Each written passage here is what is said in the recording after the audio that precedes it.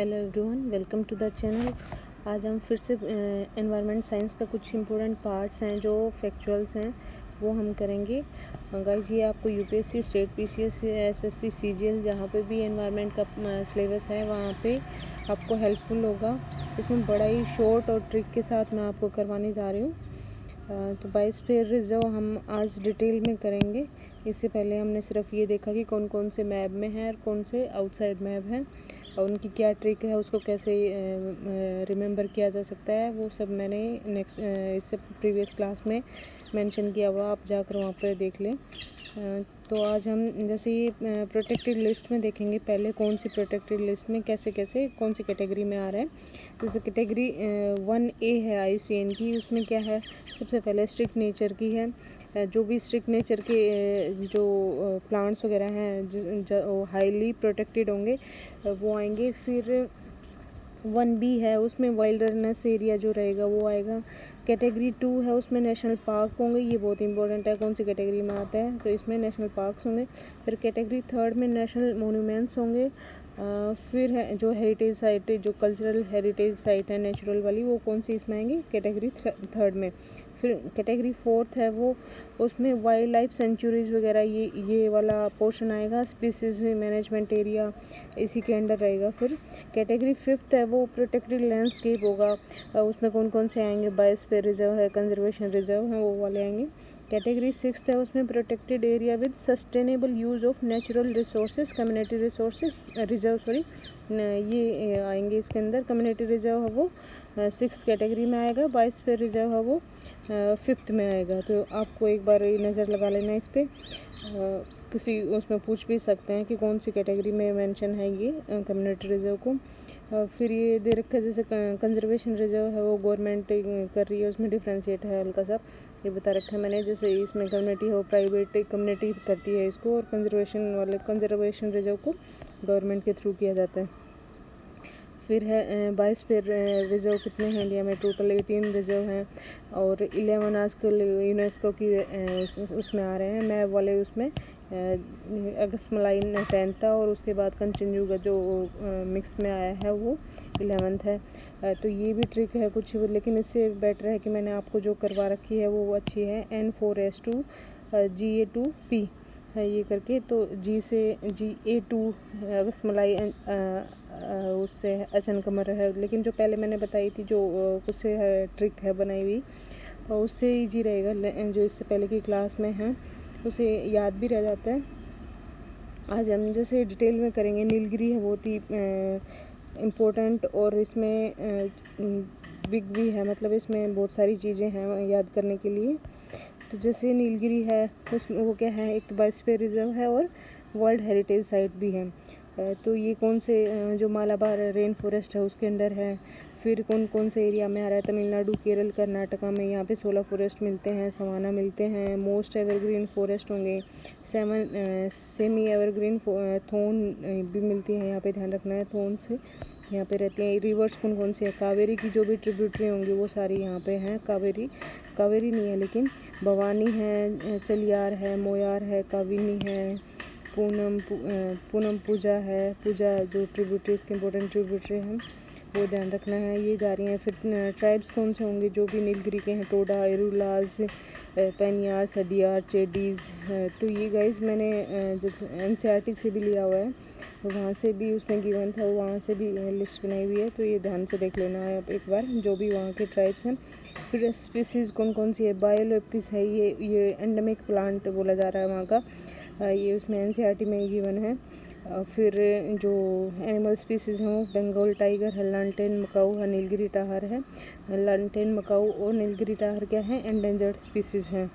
फिर इसके अंदर कौन कौन से नेशनल पार्क और वाइल्ड लाइफ सेंचुरी आ रही हैं, जैसे बांदीपुर है, साइलेंट वैली है, नागरहोल, मुदुमलाई कर्नाटक और केरल का पार्ट है ये। अरालम केरल में है, मुकुर्थी है वो तमिलनाडु में है।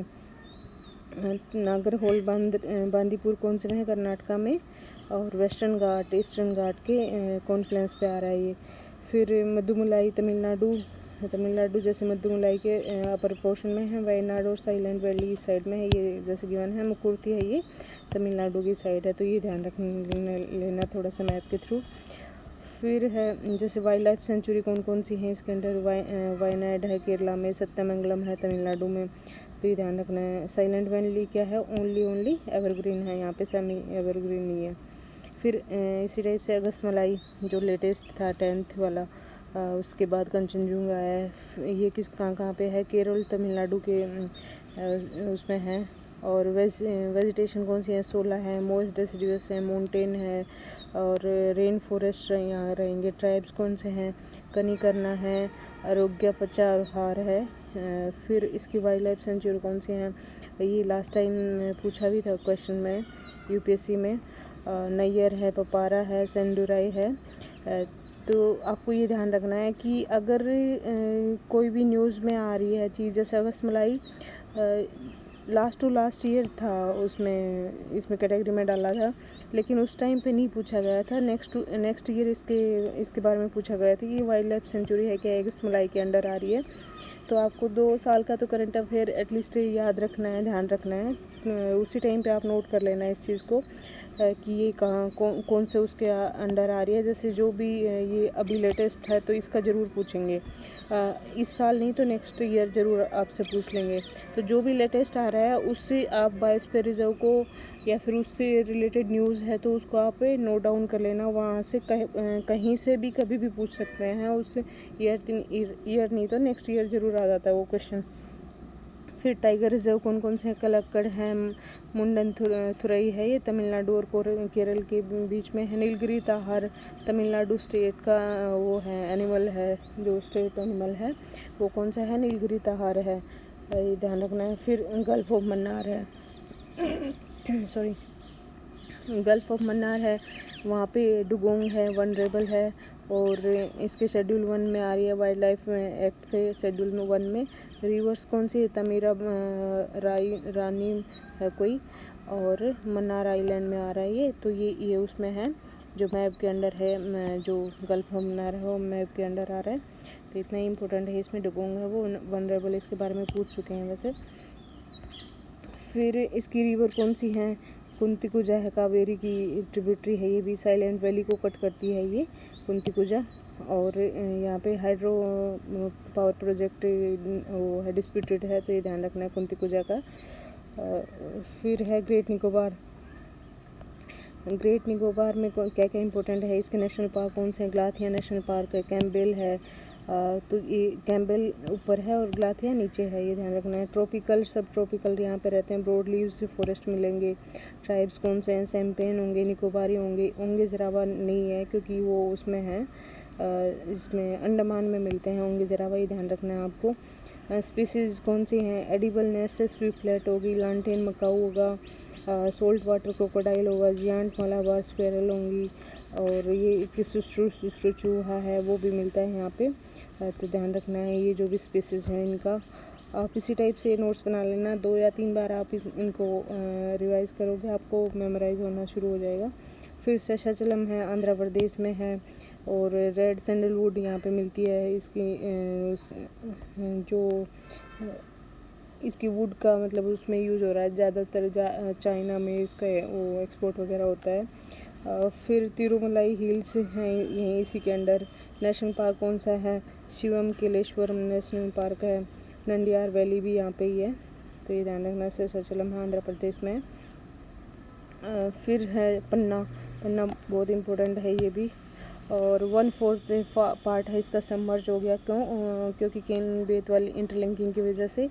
फिर टीक फॉरेस्ट मिलते हैं यहाँ पे, गर्दाई फॉरेस्ट मिलते हैं ईस्टवार्ड में, और केन घड़ियाल वाइल्ड लाइफ सेंचुरी भी यहीं है।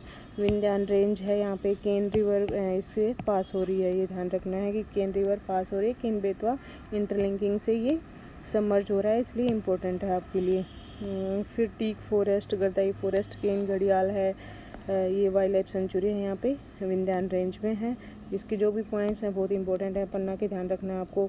फिर कच्छ है, कच्छ लार्जेस्ट है ऑल बायोस्फीयर रिजर्व का, ये भी इम्पोर्टेंट है सबसे। और रन ऑफ कच्छ है, ये इसी में लिटिल रन ऑफ कच्छ। फिर बनी ग्रासलैंड यहाँ पे मिलते हैं, दिब्रू से खावा शॉर्टेस्ट है, ये नोट डाउन है कर लेना आप। और बनी ग्रासलैंड यहीं मिलती हैं। उसमें क्या चिरावत्ती भी फिनोमेना बोला जाता है कि स्ट्रेंज लाइट दिखती हैं उसके अंदर, कच्छ के अंदर बनी ग्रासलैंड में। तो गाइज इसी की कंटिन्यूएशन में नेक्स्ट वीडियो डालूँगी। आज के लिए इतना ही, क्योंकि लंबी हो जाती है फिर वीडियो और अपलोड करने में भी टाइम लगता है, और शॉर्ट में भी आपको अच्छे से इजीली आपको याद हो पाएगा। तो आज के लिए इतना ही, थैंक यू। नेक्स्ट आएगी जो भी बायोस्फीयर रिजर्व रिमेनिंग है उसकी पार्ट हम